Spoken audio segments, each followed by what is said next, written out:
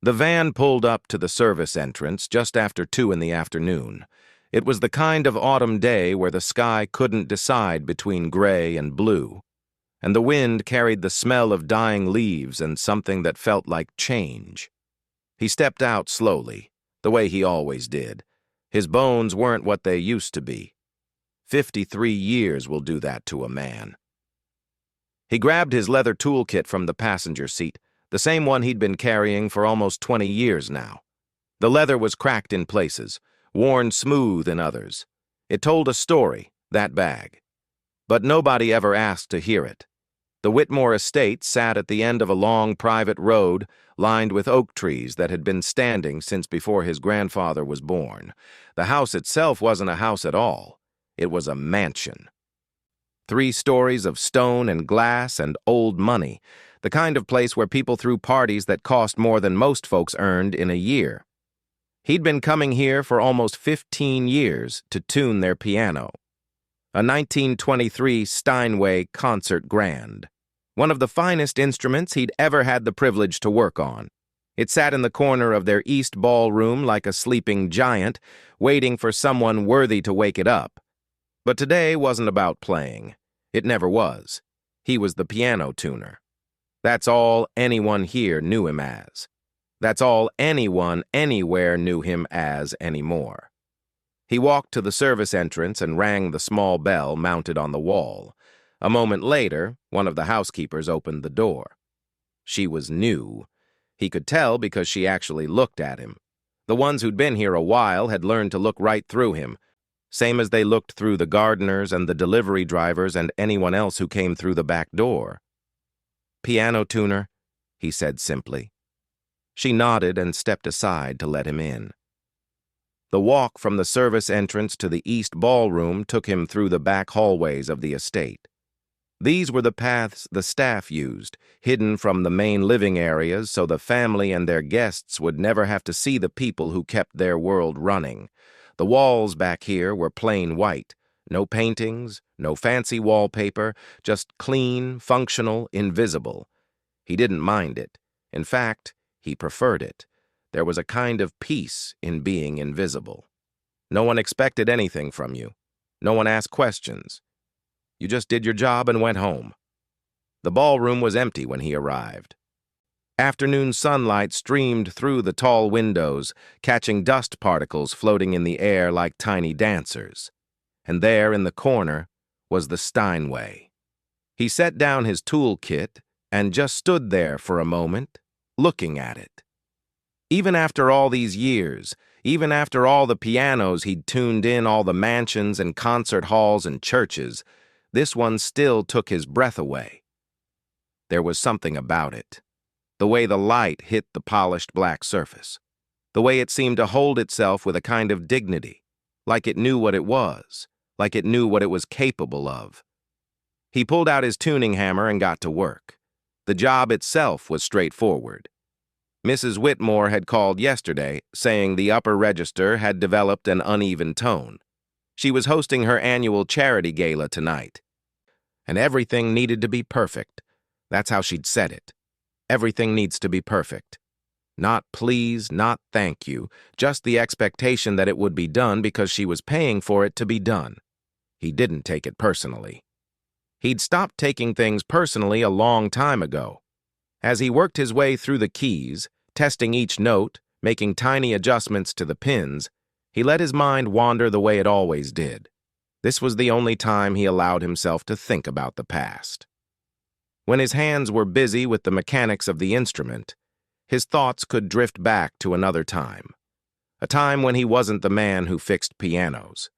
A time when he was the boy who played them. He'd been 7 years old when he first sat down at a piano. His mother had taken him to a neighbor's house for some reason he couldn't remember now. What he did remember was the old upright piano sitting against the wall in their living room. While the adults talked, he'd wandered over to it and pressed a single key. The sound that came out changed his life. He didn't know how to explain it even now. It was like hearing a voice he'd always known but had somehow forgotten, like coming home to a place he'd never been. His mother found him there 20 minutes later, picking out a melody he'd heard on the radio, figuring out the notes by ear.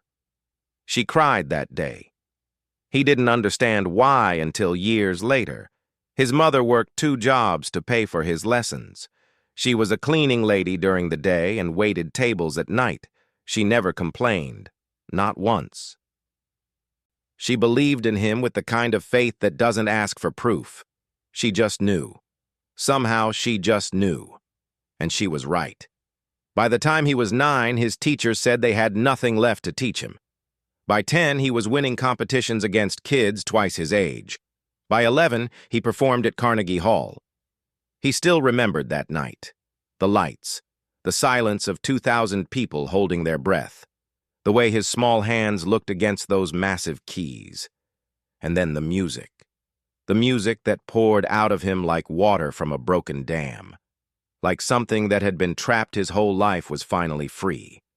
The applause afterward had sounded like thunder, like the whole world was clapping just for him. Talent scouts came calling, record labels sent representatives. Everyone said the same thing. This boy was going to be one of the greats. He was going to play in the finest concert halls in the world. He was going to make history. His mother would sit in the front row at every performance, wearing the same blue dress because it was the only nice one she owned. And when he played, she would close her eyes and smile. Not the proud smile of a mother watching her child succeed. Something deeper than that. Something like relief. Like she'd been carrying a heavy weight her whole life and could finally set it down. "You're going to have the life I never could," she told him once, after a particularly triumphant performance. "Promise me you'll take it. Promise me you won't let anything stop you." He promised. But life, he learned, doesn't care much about promises. He finished tuning the last key and sat back, rolling his shoulders to work out the stiffness. The piano was ready now. Perfect. Just like Mrs. Whitmore wanted. Tonight it would sing under the fingers of whatever musician they'd hired for the gala. Some string quartet, probably, or maybe a classical pianist from the city. Someone with a name. Someone with a career. Someone who hadn't given it all up. He began packing his tools, working slowly, carefully. There was no rush. No one was waiting for him at home. No one was waiting for him anywhere. As he closed his toolkit, his fingers brushed against the keys one last time. Just the lightest touch, barely enough to make a sound. But he heard it anyway. That voice. That old familiar voice he'd been running from for 30 years. He pulled his hand back like he'd touched something hot. Not today, he told himself. Not ever. He picked up his bag and headed for the service entrance. Behind him, the Steinway sat in the afternoon light, patient and silent, waiting. It didn't know that the man walking away from it was once the 11-year-old boy who had made Carnegie Hall weep. It didn't know about the sacrifices or the grief or the long years of silence. But maybe, in the way that old instruments sometimes seem to know things, it sensed that tonight would be different. Tonight, something was going to change. The year he turned 19 was supposed to be the year everything came together. A major record label had offered him a contract, 3 albums, international tours, the kind of deal that young pianists dream about but almost never get. His mother had framed the letter and hung it on the wall of their tiny apartment. She would stand in front of it sometimes, just looking at it, like she couldn't quite believe it was real. After all those years of working double shifts, after all those sacrifices, her son was about to become exactly what she always knew he could be. The signing was scheduled for a Tuesday in March. He remembered that detail because he never made it to that Tuesday. On the Saturday before, his mother collapsed in the kitchen while making breakfast. He found her on the floor, still holding the spatula, eggs burning on the stove. For a moment he just stood there, frozen, unable to process what he was seeing. His mother was the strongest person he knew. She didn't get sick. She didn't slow down. She just kept going, day after day, year after year. because that's who she was. But the body has limits that willpower cannot overcome. The doctors at the hospital used words he didn't understand at first: aggressive, advanced, terminal. They talked about treatments and timelines and options, but what he heard underneath all of it was simple and devastating. His mother was dying, and there was nothing anyone could do to stop it. She had known something was wrong for months, maybe longer, but she hadn't said anything, hadn't gone to the doctor, hadn't slowed down, because slowing down would have meant fewer hours at work, and fewer hours meant less money for his lessons, his competitions, his future. She had been killing herself so he could live his dream. When she finally told him the truth from her hospital bed, he felt something inside him break. Not just crack. Break completely. "You should have told me," he said, his voice barely above a whisper. "I would have helped. I would have done something." She reached out and took his hand. Her grip was weaker than he ever remembered it being. "You were so close," she said. "I didn't want to be the thing that stopped you." He couldn't speak, couldn't find the words. All he could do was hold her hand and try not to fall apart. The record label called the following week. They wanted to confirm the signing date. They had big plans, press releases, photo shoots, a small concert to introduce him to their roster of artists. He told them he needed time. They gave him 2 weeks. 2 weeks came and went. His mother was still in the hospital, getting weaker by the day. The bills were piling up. The insurance she had through her cleaning job covered almost nothing.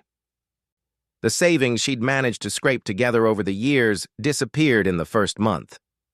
The label called again. They were sympathetic, they said. They understood. But business was business. They needed an answer. He gave them one. He walked away. His mother cried when he told her, not tears of gratitude, tears of grief. She begged him to reconsider, told him she would figure something out, told him he was throwing away everything they had worked for. But he had made up his mind. Some choices aren't really choices at all. They're just the only thing you can live with. He got a job at a warehouse, loading boxes onto trucks from 6 in the morning until 4 in the afternoon. The pay wasn't much, but it was steady. After work, he would go straight to the hospital and sit with his mother until visiting hours ended. Then he would go home to their empty apartment, sleep for a few hours, and do it all over again. The piano in their living room sat untouched. He couldn't even look at it most days. It felt like a monument to everything he had given up. Every time he walked past it, he felt the weight of what might have been pressing down on his chest. Months passed. His mother's condition got worse, then a little better, then worse again. The doctors called it a roller coaster. He called it torture. Every time he allowed himself to hope, something would happen to crush that hope back down. He learned to stop hoping. It was easier that way. During this time, he discovered something unexpected. The warehouse where he worked had an old piano in the break room. Nobody knew where it came from or who it belonged to. It was out of tune and missing a few keys, but it was still a piano. One night, working late to cover someone else's shift, he found himself alone in the break room. The piano sat in the corner, gathering dust. Before he knew what he was doing, he walked over to it and sat down. He placed his fingers on the keys, and nothing happened. He pressed down, and notes came out, but they weren't music. They were just sounds, empty, meaningless sounds. The connection he had always felt, that magical thing that happened when his hands touched ivory, was gone. He tried again, and again. He played scales, chords, fragments of pieces he had memorized years ago. But it was like trying to speak a language he had forgotten. The words were there, somewhere in his memory, but he couldn't reach them anymore. He closed the lid and never touched that piano again. His mother passed away on a cold morning in November, almost 2 years after her diagnosis. She went quietly in her sleep, with him holding her hand. Her last words to him had been spoken the night before. "I'm sorry," she had whispered. I'm so sorry I couldn't see you become what you were meant to be. He wanted to tell her that she had nothing to apologize for, that everything he was, everything good in him, came from her, that he didn't regret his choice for a single second. But the words got stuck somewhere between his heart and his mouth, and all he could do was kiss her forehead and tell her he loved her. After she was gone, he sold the apartment, sold the furniture, sold everything except one thing, the piano. He couldn't bring himself to sell it, but he couldn't keep it either. So he put it in storage, paid for a year in advance, and tried to forget it existed. He drifted for a while after that, moved from city to city, job to job. Nothing felt right. Nothing felt like home. The music that had once filled every corner of his life was gone, and he didn't know who he was without it. Then one day, almost by accident, he met an old piano tuner in a small town in Connecticut. The man was retiring and looking for someone to take over his clients. He asked if the young man knew anything about pianos. He laughed at that, a bitter, broken laugh. "I used to," he said. The old tuner looked at him for a long moment, the way only someone who has lived a full life can look at someone still struggling through theirs. "Sometimes the best way back to something you love is through the side door," the old man said. "You might not be ready to play anymore, but maybe you can help others play. Maybe that's enough for now."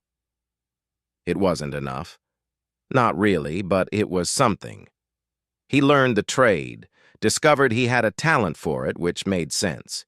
He knew pianos better than he knew himself. He could hear things other tuners missed, could feel when something was off by the slightest degree.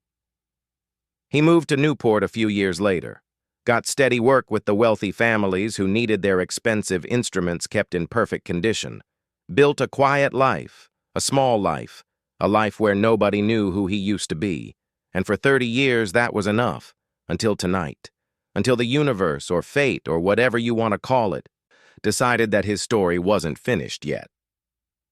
Back in the ballroom of the Whitmore estate, the Steinway sat waiting in the fading afternoon light.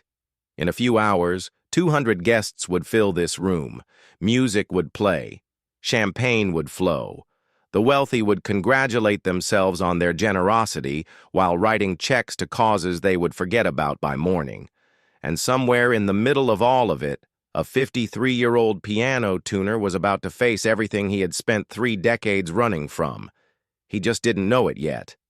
He was almost at the service entrance when he heard the commotion, voices, loud ones, coming from somewhere near the front of the house. He paused, his hand on the door handle, and listened.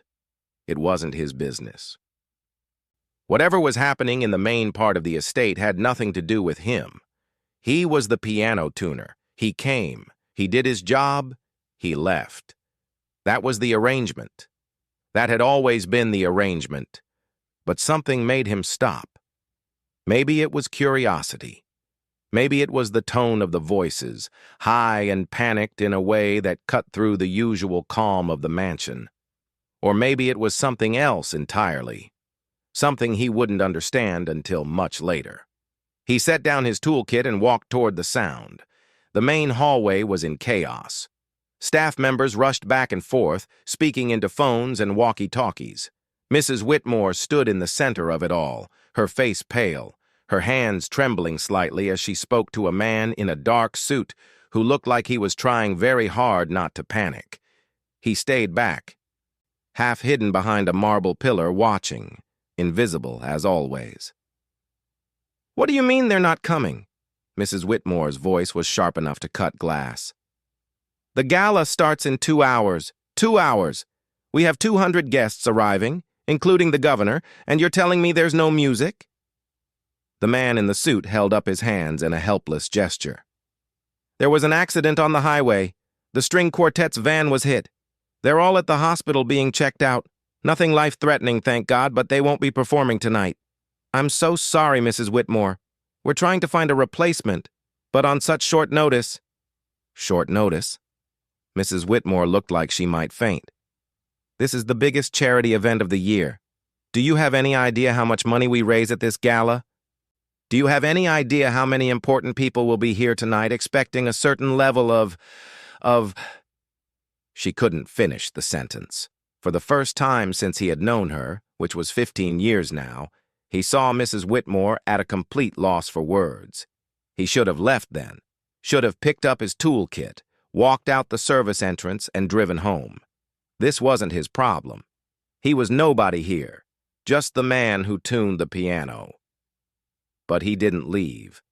Instead, he stood there behind that pillar, frozen, watching the scene unfold like it was happening to someone else. His heart was beating faster than it had in years. There was a feeling in his chest, tight and strange, that he couldn't quite name. The staff scattered to make phone calls. Mrs. Whitmore sank into a chair, rubbing her temples. The man in the suit was already on his phone, speaking rapidly to someone about availability and emergency bookings. And then she appeared. The daughter. He had seen her around the estate over the years, watched her grow from a curious little girl into a young woman. 16 now, maybe 17. She had her mother's sharp features, but none of her hardness. There was something gentle about her, something kind.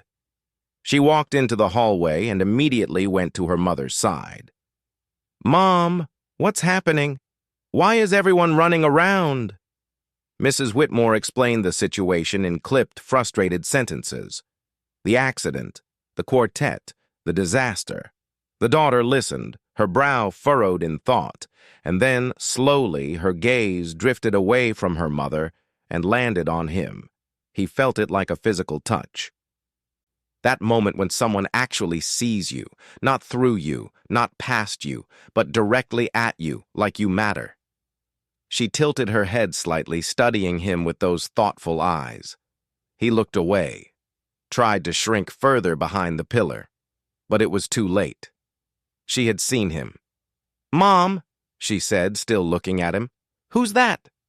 Mrs. Whitmore glanced up, followed her daughter's gaze, and frowned. "That's just the piano tuner, sweetheart. He was here to fix the Steinway." Just the piano tuner. Of course. What else would he be? But the daughter didn't look away. If anything, her stare grew more intense, more curious. "I've seen him before," she said slowly. "Every time he comes to tune the piano, I watch him from the balcony. He thinks no one sees him, but I do." Mrs. Whitmore looked confused. "What are you talking about?" The daughter stood up and started walking toward him. His instinct was to run, to grab his toolkit and disappear before this went any further. But his feet wouldn't move. He was rooted to that spot like the marble pillar beside him. She stopped a few feet away, close enough that he could see the determination in her eyes. "You play, don't you?" she said. It wasn't really a question. He shook his head automatically. "I'm just here to tune the piano, miss. That's all." "No." She said it with a certainty that startled him. "I've watched you. When you finish tuning, when you think the room is empty, you touch the keys. Not like someone testing their work. Like someone remembering something. Someone missing something." His throat went dry. How long had she been watching him? How much had she seen? "I don't know what you're talking about," he managed to say, but his voice came out weak, unconvincing. She took another step closer. "Please," she said. "I know this is strange. I know you don't know me. But my mother has been planning this gala for months. It raises money for children's hospitals, real kids who really need help. And right now the whole thing is falling apart because there's no music." He could feel his hands starting to shake. That old, familiar tremor that came whenever he got too close to a piano, too close to the thing he had lost. "I can't help you," he said. "I'm sorry. I really can't." "Can't?" She studied his face.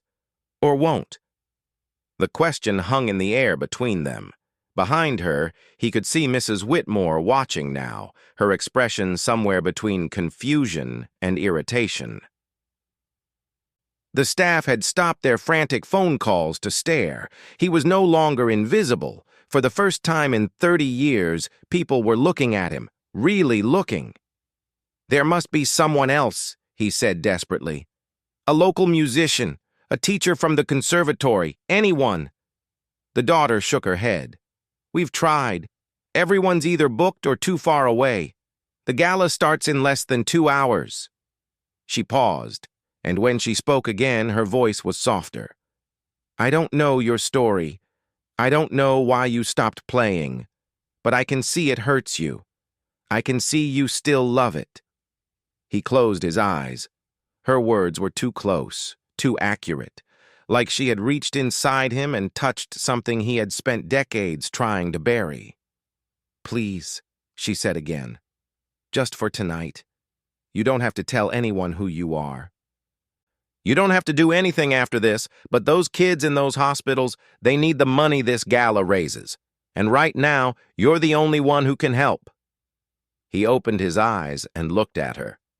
This teenager who saw things others missed, who noticed the invisible man behind the pillar, who somehow understood that beneath the worn clothes and the gray hair and the quiet exterior, there was something more, something he had tried so hard to forget. His mother's voice echoed in his memory, faint but clear. "Promise me you won't let anything stop you." He had broken that promise 30 years ago, had told himself it was for the right reasons, had built an entire life around that broken promise. But standing here now, looking at this young woman's hopeful face, he felt something stir inside him. Something that had been sleeping for a very long time. Fear. Yes, there was plenty of fear. But underneath it, buried deep, there was something else. A tiny spark of the boy who had once made Carnegie Hall weep. He took a breath, then another. And before he could stop himself, before his fear could talk him out of it, he heard his own voice say the words that would change everything. "Okay, I'll do it." The next 2 hours passed in a blur. Mrs. Whitmore had stared at him like he had grown a second head when her daughter explained the plan. A piano tuner? Playing at her gala?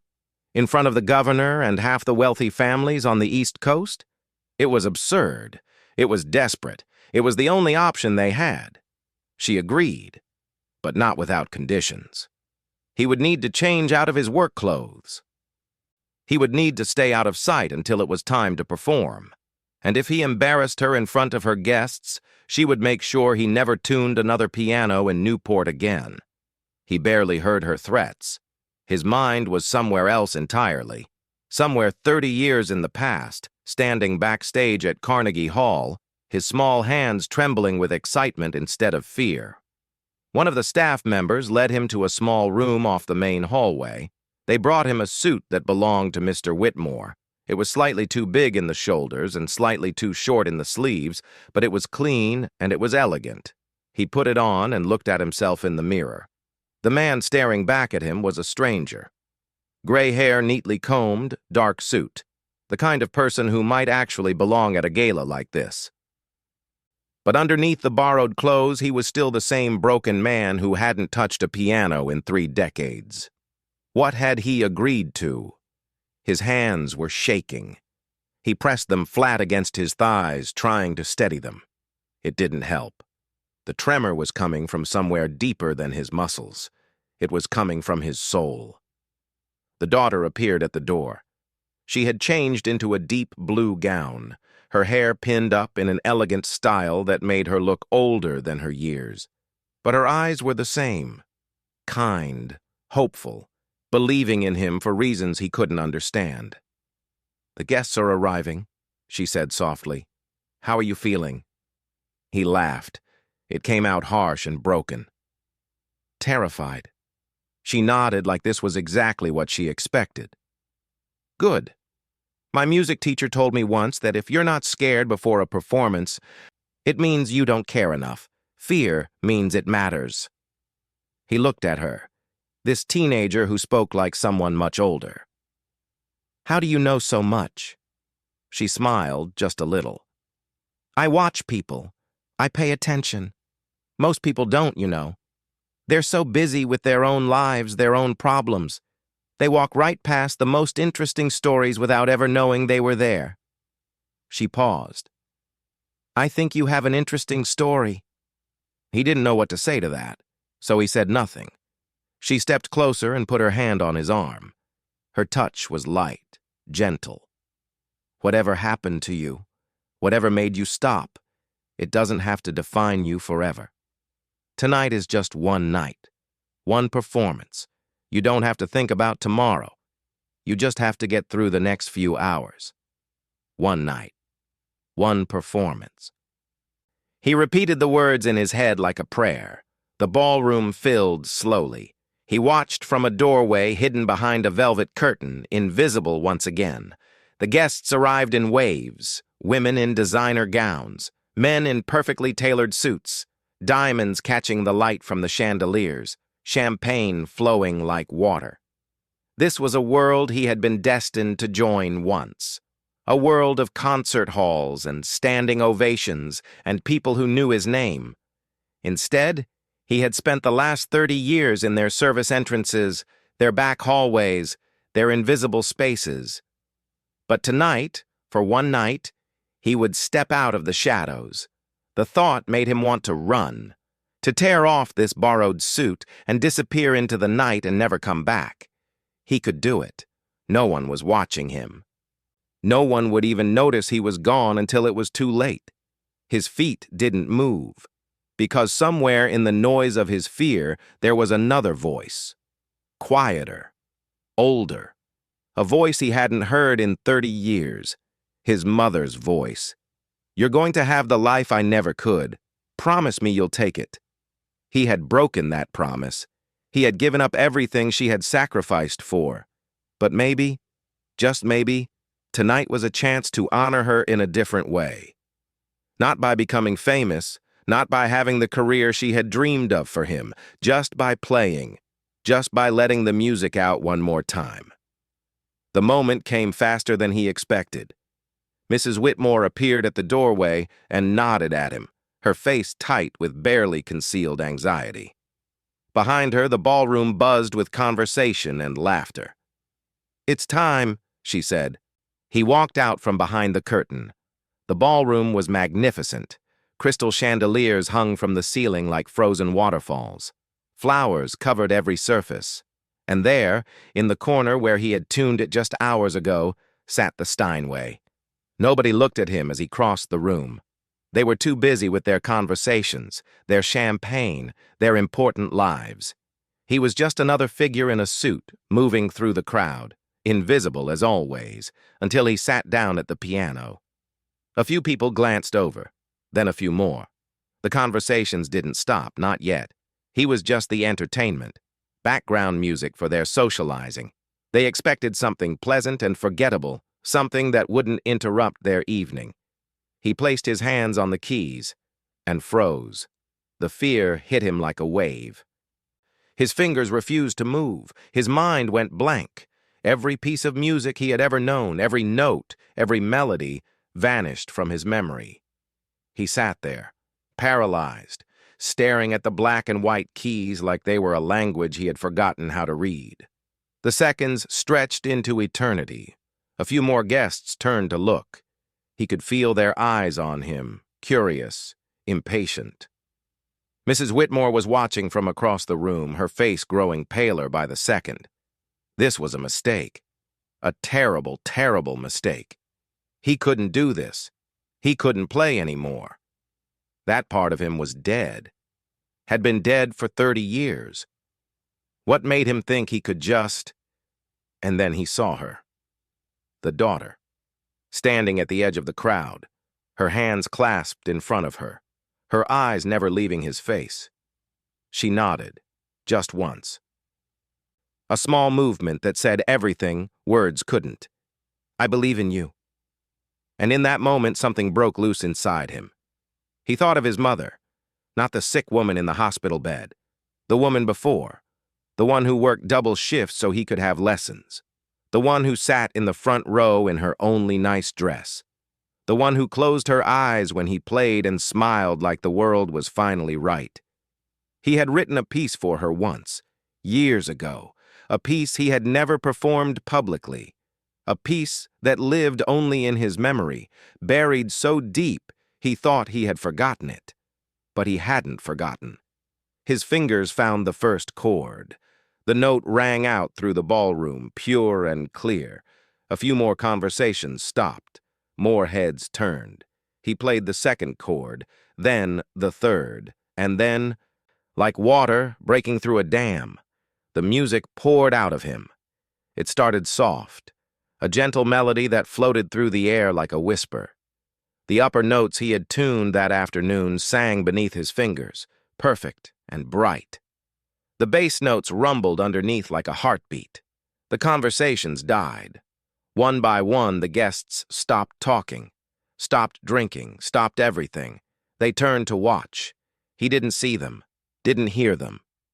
He was somewhere else now, somewhere 30 years in the past, sitting at a different piano, playing for an audience of one, his mother. The piece built slowly, layer upon layer of emotion, grief and love and loss and hope, all woven together into something that couldn't be described with words.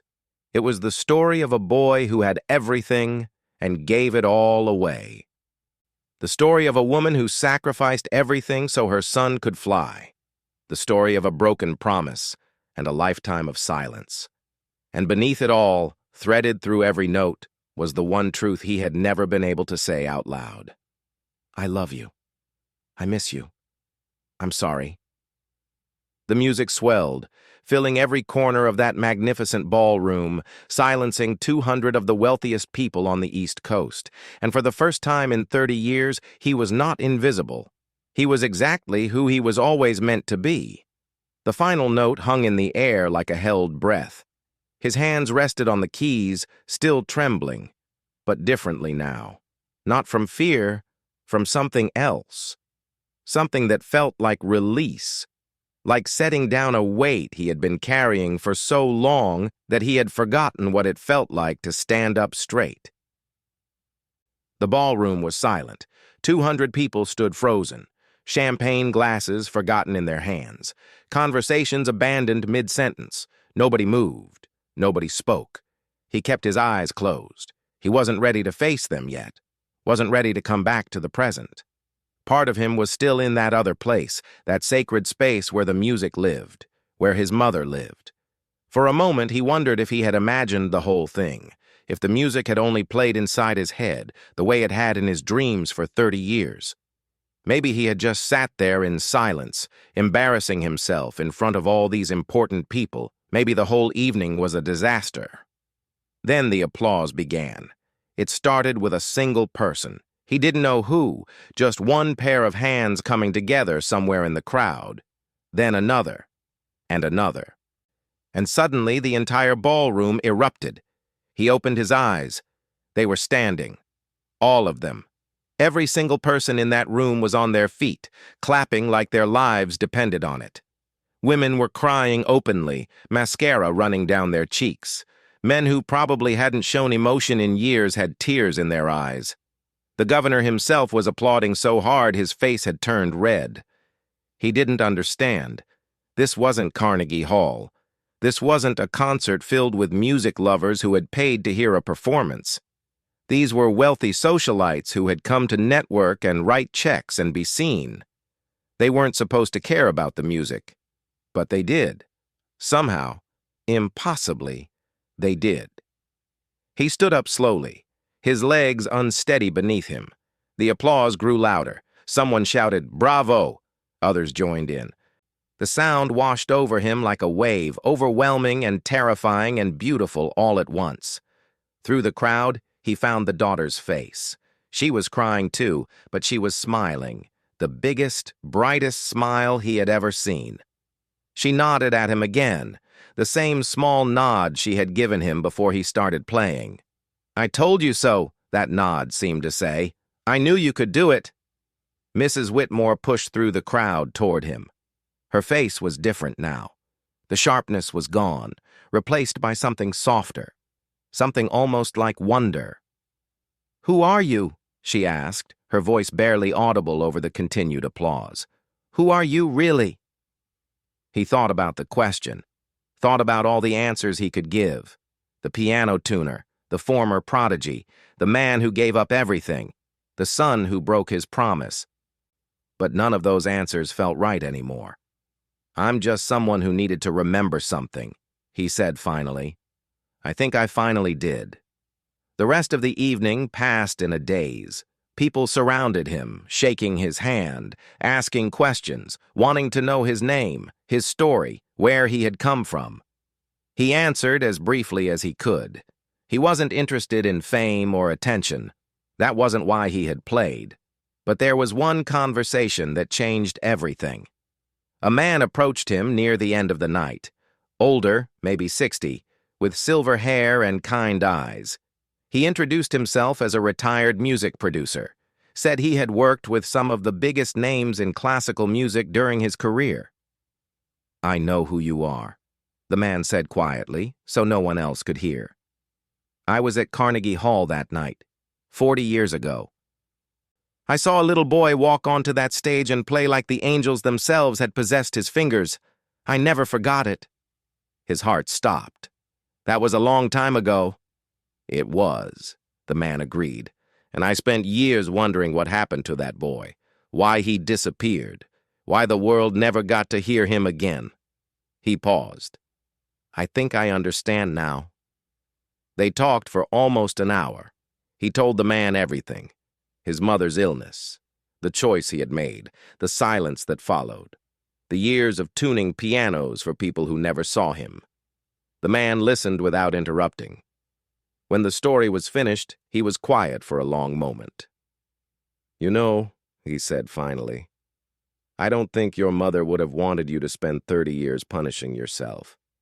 From what you've told me, she loved you. She sacrificed for you because she believed in what you could become, not just as a pianist, as a person." He felt tears threatening to spill over. "I broke my promise to her." "Did you?" The man shook his head slowly. "You gave up your dream so you could be with her. You held her hand when she passed. You carried her memory in your heart for 3 decades. And tonight, you finally shared that love with the world." He smiled. "That doesn't sound like a broken promise to me. That sounds like a son who loved his mother more than he loved himself." He couldn't speak. The tears he had been holding back for 30 years finally broke free. He stood there in his borrowed suit, in the middle of a fancy gala, and wept like a child. The man put a hand on his shoulder and let him cry.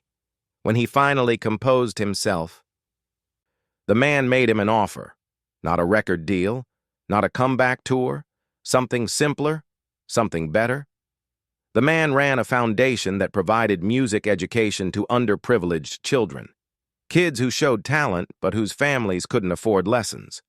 Kids like he had been, once upon a time. They needed teachers. Real teachers who understood what it meant to sacrifice for music. "You could give them what your mother gave you," the man said. "A chance. A belief in themselves. Someone who sees what they could become." He thought about it for exactly 3 seconds. "Yes," he said. "Yes, I'll do it." That was 5 years ago. Today he runs a small music school in a converted warehouse on the edge of Newport. The students come from all over the region. Some are prodigies like he was. Others just love music and want to learn.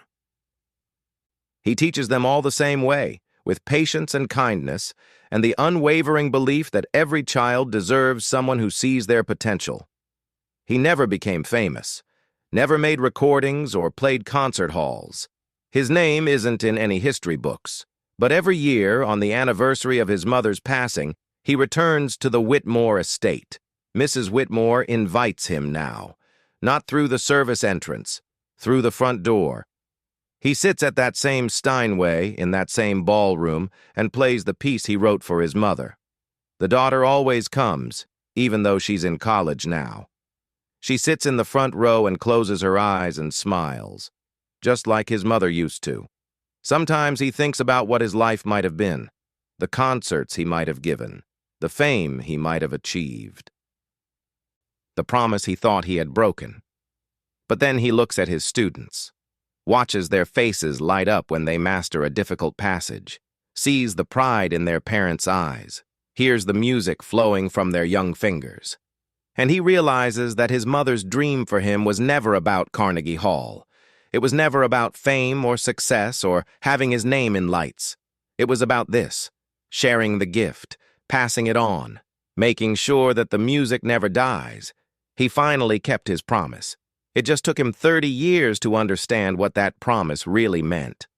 Some nights, when the school is empty and the sun is setting through the windows, he sits down at the old piano in the corner of the main room. He places his fingers on the keys, and he plays, not for an audience, not for fame, not even for himself, for her. Always for her.